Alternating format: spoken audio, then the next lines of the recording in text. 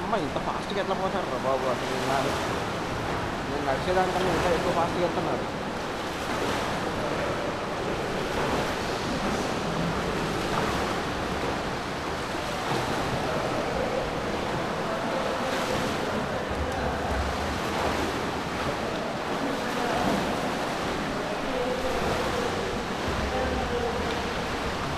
hi